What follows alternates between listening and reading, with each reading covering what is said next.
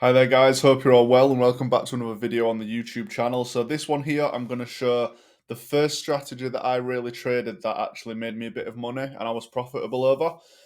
If you are a member from 5, 6 years ago, you will kind of understand this strategy and know where I'm coming from. So it's a multi-time frame strategy, not in the sense that you trade multiple time frames for it, but it works across multiple. So if you want to trade the 4 hour, if you want to trade the 1 hour, the 15 minute, the 5 minute, whatever time frame you want to trade with this strategy, you can. Okay. So it's very simple. By the end of the video, hopefully you're in a position to basically go and make some money within the markets. So what I want to do firstly is just break down the basics of it. So it is a break and retest strategy with a twist. So just to increase that win rate.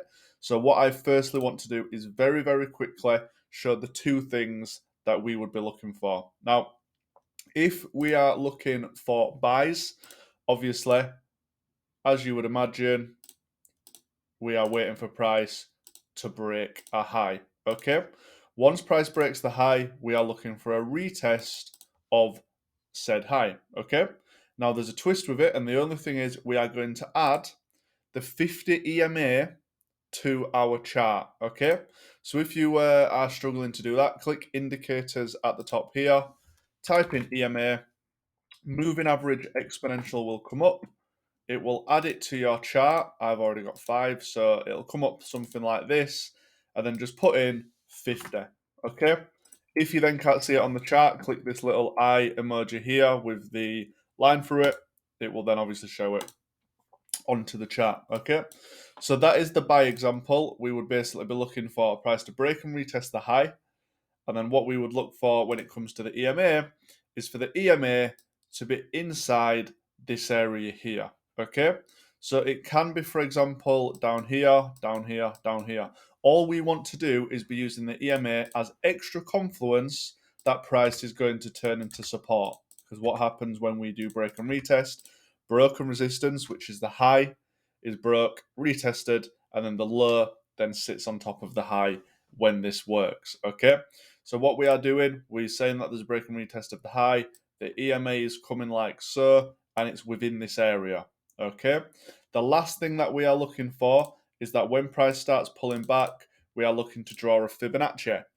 I do have a previous video breaking down Fibonacci if this is brand new to you, but all it is, you would draw a Fibonacci from the low up to the high, and then what you're doing is lining up one of the Fibonacci levels with this area. So what I would do with the EMA being lower here, you would do something like this. You would set your buy, and again, we are going to go over some chart examples straight after this, guys. This is just like the breakdown of it, and this is what you would look at. So you've got a break and retest of a previous high. The EMA is near and in and around your entry, so you are simply waiting for price to push up, push down into your area, and then continue. Okay, simple as that. Okay, exact same scenario when it comes to the selling. You literally have price pushing down, then what you're doing here, if I just get rid of these 1 minute, what you're looking to do in this scenario here is once price breaks the low, same again, waiting for the EMA to be coming along with price, draw your Fibonacci, line it up with the low, and then look to take your position with your stop here, just above the next fib level, target the low. Okay, sometimes you'll get a 2 to 1, sometimes you'll get more, whatever it may be. Okay, so this is basically the breakdown of the strategy. Now what I'm going to do is show you a 1 hour example, a 15-minute example, and a 5 minute example, just so you can see the strategy in full effect. So what we are going to do here, let me just go back to this point here. And as mentioned, this strategy, whatever time frame you want to trade, you can. That's absolutely fine. But all you're going to do is see the market do a big push. You're going to identify where the previous low is, which in this scenario it's here. You're going to line it up with the Fibonacci level, like so. And then as long as your EMA is within this area, okay, see that here? Price is going to trigger you in. We've got a break and retest, so support is now becoming resistance. We have the EMA, which is obviously acting as resistance. What is the EMA? It's a moving average, and basically what happens is it's more focused on recent price action. So an SMA is a simple moving average. That is just basically, let's say, price over the past 30 days on a 30 SMA. With a 30 EMA, it's more weighted towards recent price action over the 30 days. So then it's a lot more kind of accurate to price. You can see what happens with the EMA. Price touches it and bounces. Price touches it and bounces. We had a bounce, bounce, bounce. So the EMA is simply just acting as a cushion for price to bounce off. So we're expecting price to bounce off this cushion that is the EMA. We're expecting price to bounce off the 50 Fibonacci in this scenario here. And we are expecting price to bounce off the previous low to break, retest, and become the previous high. Okay? That is what it boils down to. As many reasons as possible that you can find to enter a trade in the direction that you are looking for. And this is what we call a confluence. A confluence is a reason to enter a position. You can see here, price came up, hit the area. You can put your stop loss above the next Fibonacci level. You can do it above the EMA. Whatever you're comfortable with doing. Obviously, the tighter you go, the better the risk to reward, but also the higher chance that the price is going to stop you out. So if you wanted, you could just cover the EMA, seeing as that is your last confluence. Completely fine to do that. And then what you can look to do in these scenarios, if you want, you can target the previous low, you can target structure down here. First TP that I would advise is obviously always going for the previous low if you're selling, just because obviously that's where price is going to be drawn to. And as you can see, price hit that area there. If you then wanted to have extended targets, you could look to target something like this low here, which as you can see was then hit. So whatever you want to do in terms of your structure and your TP, you can. But at the end of the day, all you are looking for is a break and retest of an area, and then using other confluences to confirm the bias that the retest is going to happen, okay? So this was the 1 hour time frame. Keep these in mind here. If you do want to obviously screenshot this, pause it, whatever you want to do, obviously do it, just so you've got these here. While we are on the topic of strategies and things like that, I just want to show you that in the bio, there's going to be the link to the free group. So obviously in the free group, I share, ideas, previous things that I've done. And let me just push this over. 1 minute. Something like this. So if we're looking, you can see I share ideas, obviously my profits, things like that, whatever it is, I share everything in there. So if you are interested in joining that free group, obviously the link will be in the bio. So that was a 1 hour example. Let's now go on to a 15-minute example, which would be a previous trade here. Let me just go back. And then here we go. So same again, the last example was obviously a sell. That's what we was looking at in that situation.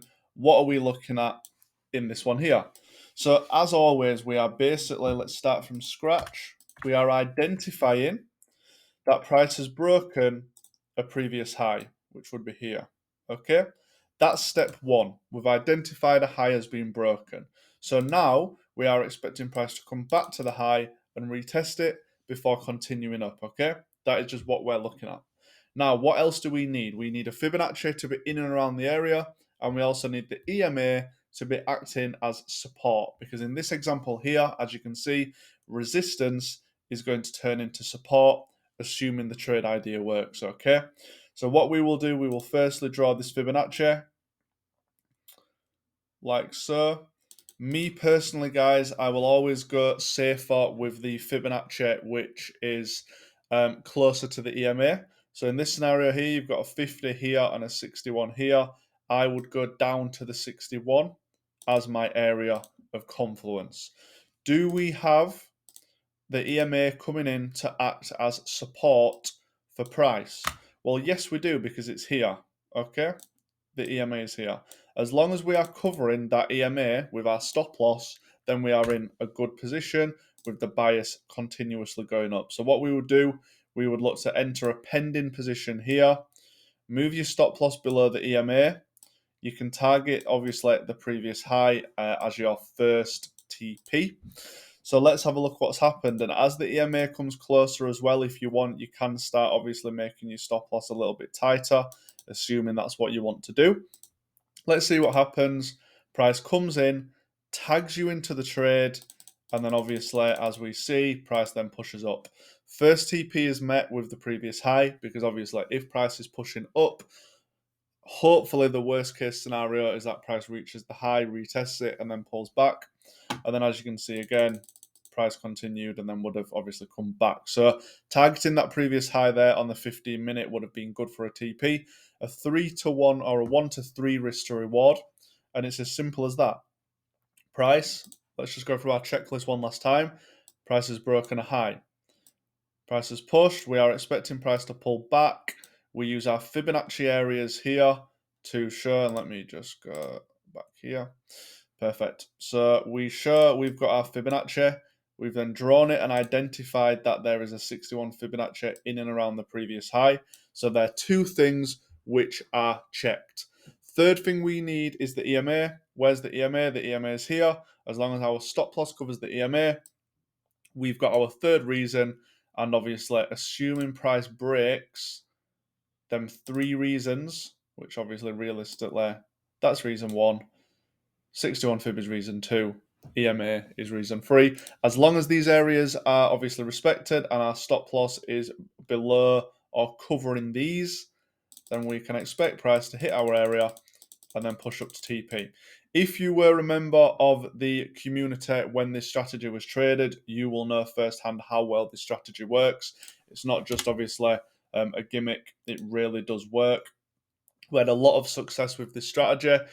Usually, obviously, you can trade most pairs if you'd like, but there were some weeks where there was over 10-hour worth of trades, but obviously it just depends on the week.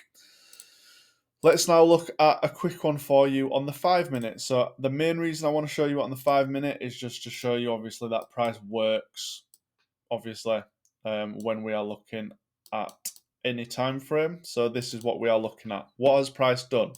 If we follow price, let me just do this. Price has, if I just get the pencil, create a high here, create a low there, high there, low here, highs there. Okay, so what are we waiting for? Well, realistically, we're waiting for the break and retest of that area there. Okay, so step one is met. We've had a break. We are now waiting for the retest. Price has then started to pull back. So let me just do this.